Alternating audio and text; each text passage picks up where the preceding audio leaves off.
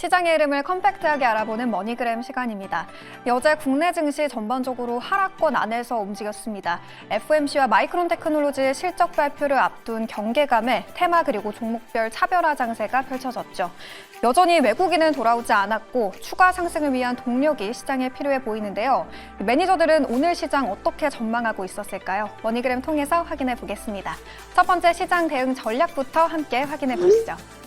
네, 송율 매니저가 남겨줬네요. 증시 불확실성이 여전히 확대되고 있습니다. 이럴 땐 경기 방어주인 은행주에 주목해보면 좋아요 라고 남겨줬네요.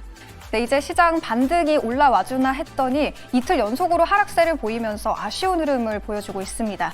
시장 불확실성 여전히 확대될 거란 예상이었는데요.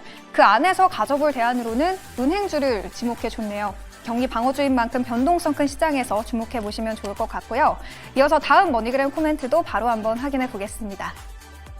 네, 다음은 이지은 대표가 준비해줬네요. 헌법재판소의 최종 판결이 나오기 전까지 전국 불안은 여전할 거예요. 당분간 개별 업종에 맞춘 전략이 필요합니다. 라고 남겨줬습니다.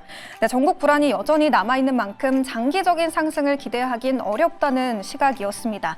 일시적 반등을 넘어서긴 힘들다는 다소 부정적인 전망이었는데요. 오늘도 전반적으로 개별 업종이나 테마에 주시하면서 전략을 세워봐야 할 듯 보입니다.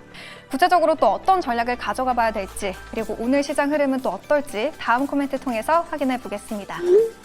네, 이창원 매니저가 남겨줬네요. 국내 증시는 당분간 박스권 횡보 장세가 이어질 겁니다. 순환 매수, 개별 이슈에 주목해보세요 라고 남겨줬네요.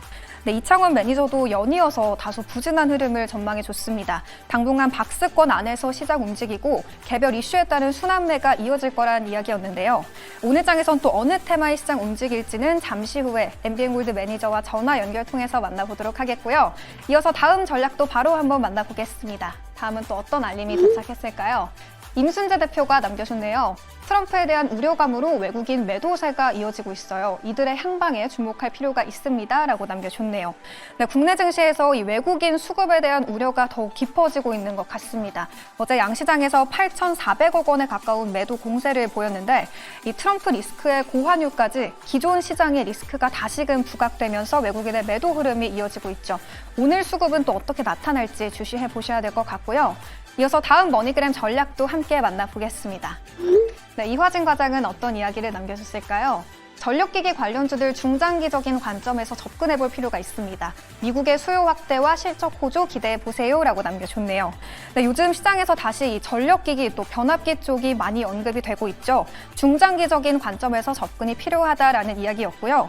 특히 미국의 전력 인프라 관련 수요가 이어지면서 실적 면에서도 기대되는 업종인데 이 내년까지도 상승세 이어질 거란 전망인 만큼 오늘 장에서 미리 예의주시해 보셔야겠습니다. 그럼 이어서 마지막 머니그램 코멘트 바로 한번 만나보겠습니다. 네, 김민성 매니저가 준비해줬는데요. 국내 증시 잡음이 많아도 결국 좋은 종목은 적정 주가를 찾아가기 마련이니 너무 걱정 마세요 라고 남겨줬습니다. 네, 기업과 업종 단에서 탄탄한 종목은 이 시장이 조금이라도 뒷받침해줄 때 크게 튀어오르는 모습을 저희가 봤었죠. 잡음이 많더라도 결국 좋은 종목은 그에 맞는 주가를 찾아갈 거란 반가운 전망이었는데요. 그렇다면 오늘 김민성 매니저와 전화 연결해서 오늘 시장에서 구체적으로 어떤 전략 가져가 봐야 될지 이야기 나눠보도록 하겠습니다. 매니저님 안녕하세요. 네, 안녕하십니까. 네, 먼저 시장 흐름부터 좀 진단을 해보겠습니다. 오늘 장은 어떤 흐름이 이어질까요? 네, 시장은 여전히 좀 갈피를 못 잡고 있는 외국인에 대한 수급으로 혼조세가 이어지고 있는데 FOMC 발표를 앞두고 있는 만큼 여전히 경계심이 이어지면서 오늘도 좀 외국인에 대한 보수적인 움직임으로 혼조세의 흐름이 이어질 것으로 예상이 되고 있습니다. 다우 산업 또한 이제 9거래 연속으로 하락세가 나타나고 있는 만큼 매번 나타나는 매크로적인 이슈이긴 하지만 FOMC 금리 발표를 앞두고 있는 만큼 돌다리는 두드리고 가자라는 관점으로 변동성에 따른 리스크 관리는 여전히 필요한 시장이다라고 좀 보고 있고요. 이번 FOMC 회의 이후에 금리 인하가 이어진다라고 하면은 달러 안정세가 이어지면서 외국인들에 대한 국내 증시 매수세가 재차 살아날 수 있을 것으로 좀 기대를 하고 있습니다. 한국은행에서도 정치적인 이슈만 없다면 환율 또한 자연스럽게 내려갈 거라고 이야기를 하고 있는 만큼 서서히 달러 가격이 안정화되고 그에 따른 외국인에 대한 수급 또한 국내 증시로 들어올 것으로 예상이 되고 있는데요. 그래도 긍정적인 점은 연기금에 대한 매수세와 개인의 적극적인 바닥 매수세로 좀 제한적인 하락세가 이어질 것으로 예상이 되고 있습니다. 바닥이라는 기대감은 계속해서 커지고 있고 코스피, 코스닥에 대한 신용 잔고도 상당수 줄어들고 있는 만큼 워낙 조정이 많이 나타난 증시다 보니까 기관의 적극적인 바닥권 매수와 개인에 대한 매수세가 강하게 이어지면서 바닥이라는 기대감이 커지고 있고요. 그만큼 이제 패닉셀이 이어지지 않을 가능성이 굉장히 높은 상황이라서 하락의 제한적인 상황에 외국인에 대한 매수세가 재차 늘어난다라고 하면은 강하게 상승에 대한 방향성이 커질 수가 있다 보니까 기관과 외국인에 대한 적극적인 매수세가 이어질 수 있을지를 체크할 필요가 있다라고 보시면 좋을 것 같습니다. 네, 외국인과 기관의 수급이 나와줘야 시장 명확한 반등을 보일 수 있다는 이야기였습니다. 그렇다면 이런 상황에서 오늘장 어떤 전략 가져가 봐야 시장을 좀 이겨내볼 수 있을까요?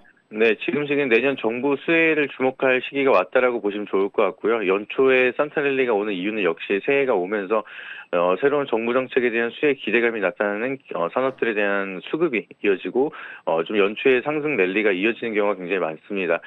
이번에 나온 이슈로는 이제 AI 기본법과 단통법이 법사위를 통과를 하고 오는 30일에 본회의에 결정이 되는 소식이 나타났는데요. 여기에 대해서 AI 기본법이 계속해서 미뤄지고 있었지만 30일 날 본회의가 결정이 난다라고 하면은 내년에는 더욱더 AI 소프트웨어 기업들에 대한 정부 수혜 기대감과 단순히 AI 사업을 한다고 하는 기업과 AI를 통해서 성장하고 있는 기업들이 명확히 가려지기 시작을 하면서 AI 모멘텀이 좀 더 강해질 수 있는 시기라고 좀 해석이 되고 있고요. AI 기본법 시행을 통해서 진짜 기술력이 있고 실적을 만드는 기업들은 상승에 대한 커다란 동력이 될 수 있는 시기라고 좀 바라보고 있습니다. AI 소프트웨어뿐만 아니라 AI 반도체 모두 다 내년에는 본격적인 좀 정부에 대한 수혜가 기대되는 상황이라고 보시면 좋을 것 같고요.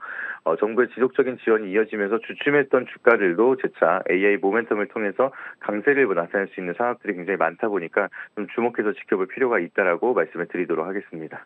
내년 정부의 수혜 산업으로도 꼽히고 있는 AI 소프트웨어와 AI 반도체 계속해서 관심을 가져보셔야겠습니다. 오늘도 유익한 조언 남겨주신 김민성 매니저님 고맙습니다. 네, 감사합니다. 네, 오늘 전반적으로는 아쉬운 시장 전망이 많았습니다. 트럼프 리스크부터 높은 환율, 그리고 정치적 불확실성도 아직 남아있는 만큼 오늘장에서도 변동성이 큰 장세가 이어질 것으로 전망이 되고 있는데요. 특히 외국인 수급이 돌아오지 않고 있다는 점이 가장 우려스럽습니다.